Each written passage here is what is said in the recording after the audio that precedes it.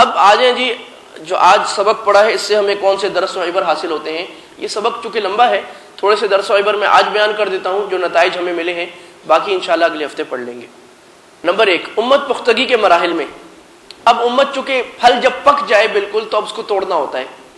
ایسے وقت میں ضروری تھا کہ معاشرے کی اصلاح اور تربیت کے اہم مسائل کو بھرپور انداز میں آخری مرتبہ امت کے سپرد کر دیا جائے تاکہ قیامت تک یہ ان کے لیے مشعل ہدایت رہے. تو رسول اللہ صلی اللہ علیہ وسلم نے انتہائی، یعنی ایک آدمی جب مر رہا ہوتا ہے، جا رہا ہوتا ہے دنیا سے، وہ جو باتیں کہتے ہیں اس کی کیا حیثیت ہوتی ہے؟ اپنی زندگی کا نچوڑ کہتے ہیں نا، جو سب سے اہم ترین بات اس کو ہوتی ہے، یاد ہوتی ہے، اس کا خیال ہوتا ہے اس کے میں، وہ کہتا ہے. تو رسول اللہ صلی اللہ علیہ وسلم کی نظر میں سب سے اہم ترین بات نماز کو بیان کیا اس میں. عجیب بات ہے، آپ دیکھو نماز بیان کی، روزہ آیا، حج آیا، زکوٰۃ آئی، نہیں آیا نا. حالانکہ اس کی اہمیت سے کوئی انکار کر سکتا ہے، لیکن دنیا میں ثبات، دنیا میں برتری، دنیا میں امن، دنیا میں محبت اور دنیا میں اللہ کے مطابق رہنے، اللہ کے طریقوں کے مطابق رہنے کا جو طریقہ ہے وہ لوگوں کے حقوق کا خیال کرنا ہے. اس لیے آپ نے صرف اور صرف حقوق کی بات کی ہے، رائٹس. ایک دوسرے کو ایک دوسرے کا حق دے دو، اجتماعی معاملوں کو صحیح رکھو، معاشرت اپنی صحیح رکھو، مسلمانوں سے اپنا معاملہ صحیح رکھو. اللہ سے معاملے میں کوتاہی ہو بھی گئی اللہ معاف کرے گا. نماز تھوڑی سی کم رہ گئی، کبھی اللہ نہ کرے بغیر جانے معاف قضا ہو گئی، اللہ معاف کر دے گا. بندے کا حق مار دیا، اس سے جب تک معاف نہیں کراؤ گے معاف نہیں ہوگا، اور اگر معاف نہیں ہوا تو قیامت میں جا کر وہ پکڑے گا اور آپ کی نیکیاں اٹھا کر لے جائے گا، اللہ نہ کرے. اور اگر نیکیاں ختم ہو گئی، حدیث میں آتا ہے ایسے لوگ آئیں گے جن سے لوگ بڑے انبار نیکیوں کے لے کے آئیں گے. لوگ آئیں گے کہیں گے اس نے میری غیبت کی تھی، کوئی کہے گا اس نے مجھے مارا تھا، کوئی کہے گا اس نے میرا مال لیا تھا، کوئی کہے گا اس نے مجھے گالی دی تھی. لوگ آئیں گے اس کی نیکیاں لے لے کے، وہ بزرگ صاحب کی نیکیاں لے لے کے چلے، یہ مولوی صاحب کی، مجاہد صاحب کی، ساری نیکیاں ختم. اور لوگ آگے اور کھڑے ہیں، اللہ کہے گا ان کے اوپر اپنے گناہ لا دو. تو وہ اپنے گناہ اس کے اوپر لاد کر جانے لگیں گے، گٹھیاں اٹھا کر لا دیں گے، یہاں تک کہ وہ گناہوں کے بوجھ تلے دب جائے گا. یہ کیا ہوگا؟ ممکن ہے بہت نیک آدمی ہو، نیک آدمی تھا نا، جو نیکیاں تھیں کون سی تھی اس کی؟ عبادات کی نیکی تھی، نماز روزے زکوٰۃ حج کی نیکیاں تھیں، صدقات کی نیکیاں تھیں. لیکن جو اس کی خطائیں تھیں وہ بندوں سے تعلق، اگر اللہ کی ہوتی اللہ معاف کر دیتا خود ہی، لیکن بندوں سے متعلق تھی تو اس کی معافی نہیں ہوئی. یہ بھیانک انجام ہو رہا ہے. تو اللہ کے نبی کی نظر میں سب سے اہم بات وہ ہے جس کو ہم نے سب سے غیر اہم سمجھ رکھا ہے. ترتیب یہ ہے کہ کچھ اہمیت ہماری نظر میں ہے تو عقائد کی ہے، تھوڑی سی عبادات کی ہے، الحمدللہ ہے، ہونی بھی چاہیے. اس سے کم اہمیت معاملات کی ہے، تجارت خرید و فروخت حلال ہو. اس سے کم اہمیت اخلاق کی ہے، اور سب سے کم اہمیت مسلمانوں کے حقوق کی ہے. ذرا معاشرت جو دین کا اہم ترین باب اور دین کا حسین باب، اور ایک دوسرے کے ساتھ کہ دنیا میں ہم جب رہ رہے ہیں، انسان ایک معاشرتی جانور ہے، ایک سوشل اینیمل ہے. اس کی طبیعت ہے وہ دوسروں کے ساتھ رہے گا، لیکن جب دوسروں کے ساتھ رہے گا تو اللہ کے نبی نے حق بتائے ہیں، اگر اس حق کو ادا کر کے رہے گا تو دنیا امن کا گہوارہ، جنت کا ٹکڑا، اور اس حق کو توڑ کر رہے گا تو دنیا جیسے آج ہم نے جہنم بنائی ہے ایسی جہنم اس سے بدتر جہنم بنے گی.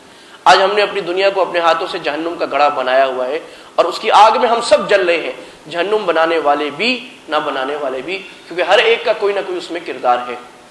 اللہ تعالی ہم سب کو ایک دوسرے کے حقوق ادا کرنے والا بنائے اور حقوق سمجھنے والا بنائے. نمبر 2، جاہلیت کے طور طریقوں سے ہمیشہ کا قطع تعلق. اس اسلام کی بنیاد آپ نے رکھی، اس میں دیگر اقوام کی جاہلانہ رسوم، رواج، تہذیب، ثقافت اور نظریات کی کوئی گنجائش نہیں، کیونکہ اسلام نے ان سب سے بہتر اور اعلیٰ طریقے انسانیت کو عطا فرمائے ہیں. لہٰذا مسلمان پر لازم ہے کہ کفر سے اپنے تمام رشتے ختم کر کے کامل مسلم بن جائیں. آج دوبارہ سے ضرورت اس بات کی ہے کہ کافروں کے پھیلائے ہوئے طریقوں کو ہم دوبارہ اپنے قدموں تلے رون کر دفن کر دیں. آج پھر سے وہ وقت آیا ہے کہ غیروں کی تہذیب، غیروں کی ثقافت، غیروں کے طور طریقے، غیروں کے رسوم، رواج، عقائد ہم پر غالب ہو رہے ہیں اور غالب ہو چکے ہیں، اور امت کو اس وقت ایک فکری جنگ کا سامنا ہے کہ ہماری تہذیب ختم، ہماری ثقافت ختم، ہمارا کلچر ختم، ہمارے رواج ختم، ہمارے عقیدے ختم، ہماری فکر ختم، یہاں تک کہ اب ہماری شریعت پر حملے ہو رہے ہیں، ٹی وی پر بیٹھ کر، ویب چینلز پہ بیٹھ کر، ٹی وی چینلز پہ بیٹھ کر ہمارے عقائد پر حملے ہو رہے ہیں، اجماعی مسائل پر حملے ہو رہے ہیں، قرآن پر حملے ہو رہے ہیں، قرآن کے احکام پر حملے ہو رہے ہیں، حدیث پر فکری حملے ہو رہے ہیں. ہمارا پورا دین آج کافروں کی علمی زد کے اندر ہے، ان کے تیروں کی، اور ہماری پوری معاشرت ثقافت ختم ہو کر تہ و بالا ہو چکی ہے۔ آج پھر ضرورت ہے ہم اپنی تہذیب پر، اپنے طریقے پر، نبی کے طریقوں پر، نبی کی رسوم پر، نبی کے بتائی ہوئی تجارت پر، نبی کی بتائی ہوئی معاشرت پر، نبی کے بتائے ہوئے تہذیب، اخلاق، کلچر، سویلائزیشن پر فخر کریں، اور کافروں کی ان تمام چیزوں کو اٹھا کر اپنے پاؤں تلے رون کر دفن کر دیں۔ جاہلیت کے طور طریقوں سے ہمیشہ کا قطع تعلق، ایک بات میں سمجھنے کے لیے عرض کرتا ہوں، یہ حضرت مولانا زاہد الراشدی صاحب نے لکھی ہے اپنی کتاب میں، بڑی کام کی بات ہے۔ دیکھو آج بھی مغرب کا یہ نعرہ ہے کہ جاہلیت کی بات چھوڑیں اور علم و روشن خیالی کا راستہ اختیار کریں، لیکن مغرب کی روشن خیالی اسلام کی روشن خیالی میں تین بنیادی فرق ہیں۔ یہ کیا بات ہے؟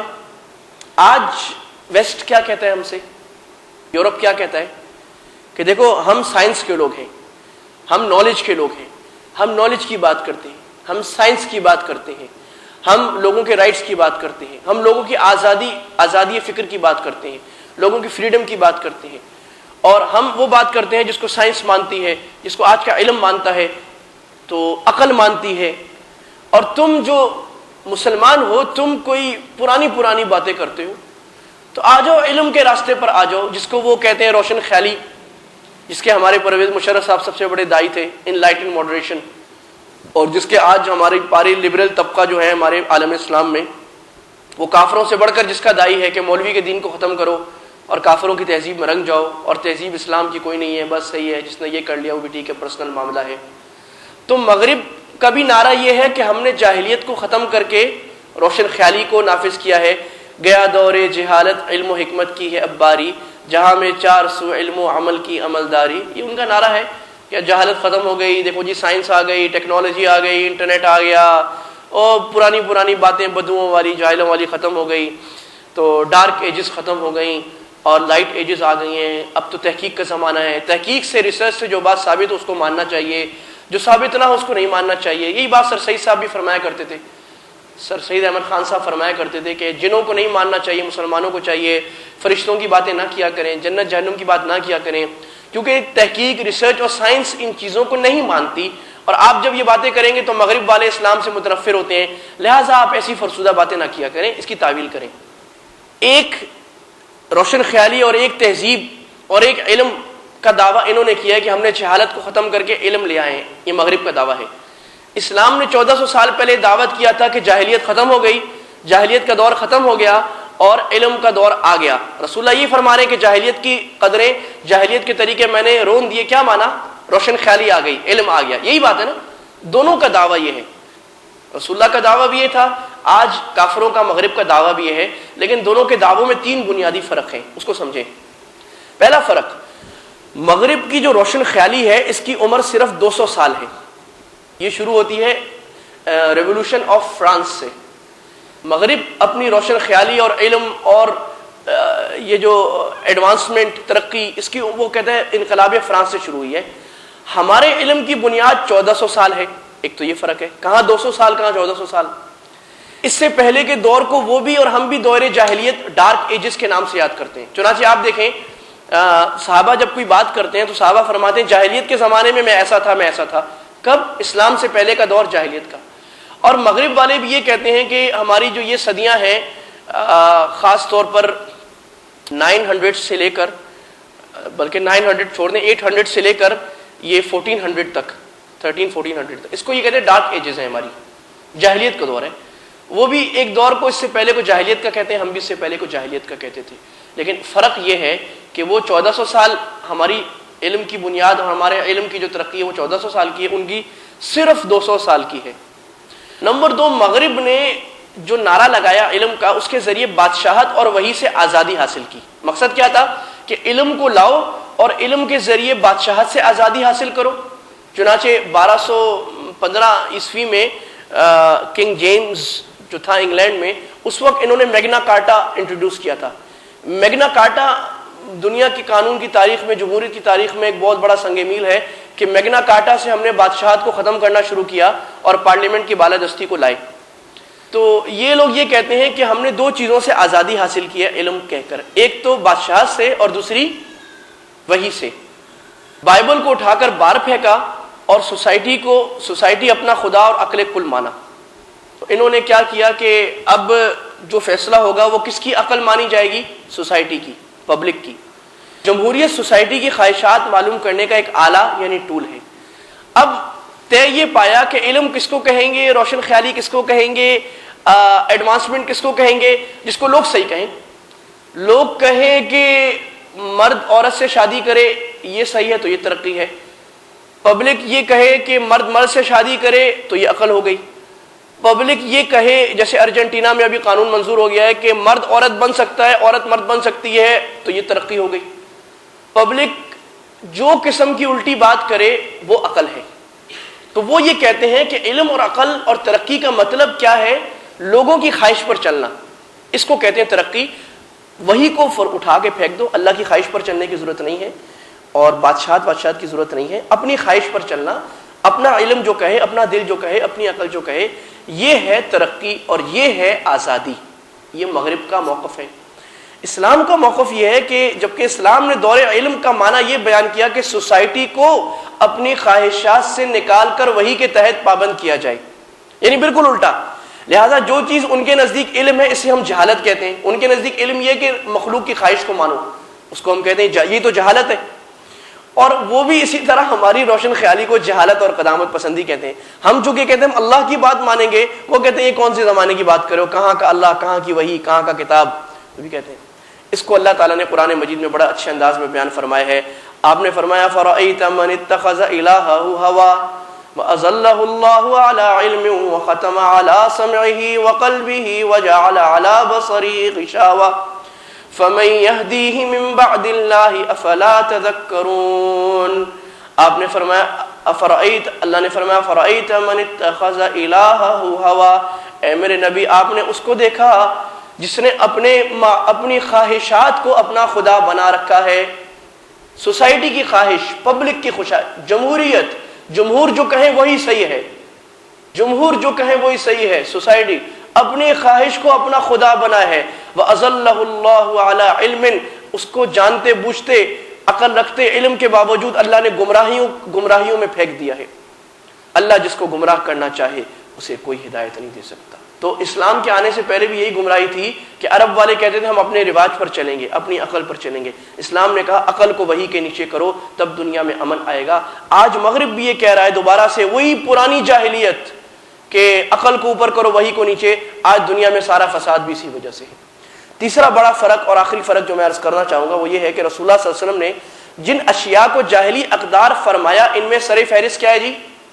شرک، پھر شراب، زنا، سود، ناچ گانا، فحاشی، جوا، گیملنگ، نجوم پرستی، نسلی تعصب وغیرہ وغیرہ، اور یہ ساری چیزیں۔ اب دیکھو جس چیز کو اسلام جاہلیت کہہ رہا ہے اسی چیز کو مغرب روشن خیالی کہہ رہی، بالکل وہی چیز۔ چنانچہ مغرب نے انہی گھسی پٹی پرانی اور فرسودہ رسموں کو میک اپ کر کے بیوٹی پارلر میں لے جا کر میک اپ کر کے ترقی کا نام دیا ہے۔ لہٰذا ہم نے انہیں پرانے جاہل سمجھتے ہیں، ہم مغرب والوں کو سمجھتے ہیں، ابھی کے نہیں، یہ 2000 سال پہلے کے جاہل ہیں، اور وہ ہمیں سمجھتے رہے۔ ایک وجہ یہ بھی ہے کہ ان بیچاروں کے پاس تو وہی موجود ہی نہیں ہے نا، جبکہ ہمارے پاس اصلی حالت میں ہے۔ مولانا زاہد فرما رہے تھے کہ میری بات ہوئی ایک مرتبہ ڈنمارک کے ایک آدمی سے، اس نے کہا کہ تم مولوی لوگ بہت مسلمان قدامت پسند ہو، دیکھو ہم نے تو بائبل کا حوالہ اور وحی کا حوالہ ختم کر دیا ہے، ہم اپنی چیزوں میں ان فرسودہ چیز نہیں لاتے، حوالہ ختم کر دیا ہے، ہم اس چیزوں سے نہیں پڑھتے وحی کیا کہہ رہی ہے، بائبل کیا کہہ رہی ہے، ہم دیکھتے ہیں عقل کیا کہتی ہے۔ اور تم نے ابھی تک وہی 1400 سال پہلے کا حوالہ ختم کیا ہوا ہے۔ تو کہتے ہیں میں نے ان سے کہا کہ تمہارے پاس حوالہ باقی بھی تھا جو تم نے ختم کیا ہے؟ ایک چیز آدمی کے پاس ہو اسے ختم، تمہارے پاس ہے کہاں؟ کیا ہے تمہارے پاس جس کو تم کہہ رہے ہو ہم نے ختم کیا؟ تمہارے پاس ہے نہیں۔ جھوٹ، کہانیاں، فرسودہ، تم کسی ایک چیز پر انگلی رکھ کے کہہ سکتے ہو یہ علیہ السلام کی سنت ہے؟ ایک چیز پر نہیں کہہ سکتے۔ ہمارے پاس تو موجود ہے پورا دین، ہم کیسے ختم کریں؟ تمہارے پاس ہے نہیں، تم نے ختم کر دیا، ہمارے پاس ہے، ہم ختم نہیں کر سکتے اور نہ قیامت تک ختم ہوگا۔ تو جس چیز کو آج مغرب روشن خیال، اس لیے اب آپ دیکھیں پاکستان میں جو لبرلزم کے نعرے لگ رہے ہیں یا پورے عالم عرب میں، عالم اسلام میں ترقی کے نعرے لگ رہے ہیں، عورتوں کو ترقی دینے کے، اس کا مقصد مغربیت ہے۔